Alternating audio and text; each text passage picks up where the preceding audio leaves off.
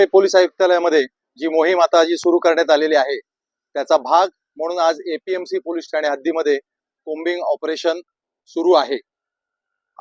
याचा भाग म्हणून आम्ही कोम्बिंग ऑपरेशन करता APMC police station zone 1, zone 2, zone 3 आणि हेडक्वार्टर या ठिकाणाहून जवळपास आम्ही इथे 20 अधिकारी आणि 150 लोकांचे स्टाफ आमचा अंमलदार असे या आम्ही कोम्बिंग ऑपरेशन मध्ये सामील झालेलो आहोत।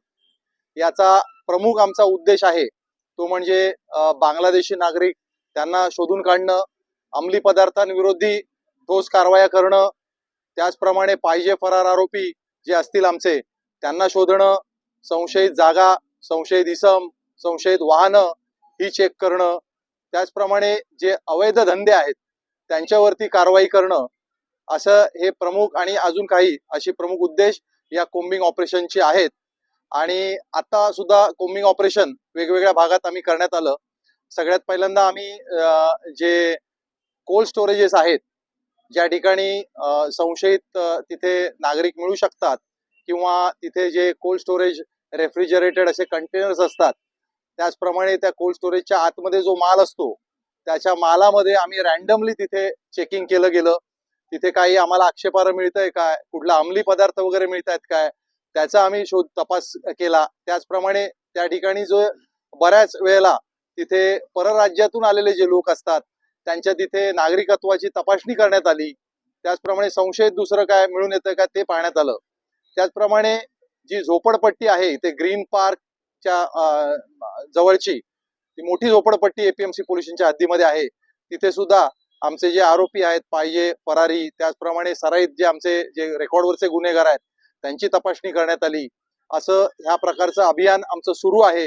या अभियानाच्या दरम्यान आतापर्यंत आम्ही एका ठिकाणी एक नायजेरियन नागरिक त्याला अटक करण्यात आली, त्याच्याकडून म्हणजे त्याचं किंग फिडेलेस असं त्याचं नाव आहे आणि त्याच्याकडून 10 ग्रॅम कोकेन ज्याची आंतरराष्ट्रीय बाजारामध्ये सुमारे 2.5 लाख अशी किंमत आहे ते आम्ही जप्त करण्यात आलेलं आहे। त्याचप्रमाणे एक नजमुल शेख नावाचा आरोपी जो आहे त्याला पकडून त्याच्याकडून एक देशी बनावटीचं रिव्हॉल्वर आणि एक जिवंत कारतूस असे एक जप्त करण्यात आलेलं आहे।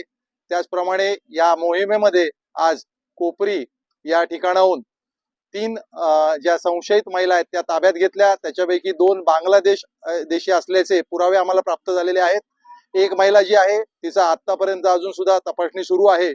त्याचप्रमाणे आम्ही गुटखा विक्री करणारे, दारू विक्री करणारे, सराईत गुन्हेगार असे मोठी कारवाई सध्या सुरू आहे। हे अभियान आमचं उशिरापर्यंत सुरू असणार आहे। आम्ही तसं पण आवाहन केलेलं आहे की आपण कुठलीही काय घाबरण्याची काय परिस्थिती इथे गरज अजिबात नाही आहे। पोलीस जे आहेत ते आमचं काम करत आहेत। त्याचप्रमाणे नागरिकांना या निमित्ताने मी आवाहन करीन की आपल्याला जर कुठे बांगलादेशी नागरिक किंवा अंमली पदार्थ किंवा दुसरे कुठलंही काही आपल्याला जर गैरकृत्य होत असेल त्याची आपल्याला जर माहिती तुम्हाला मिळत असेल तर ती कृपया तुम्ही पोलिसांना शेअर करा। तुमची नावं गुप्त ठेवण्यात येतील त्याबद्दल आपण निश्चिंत असावं।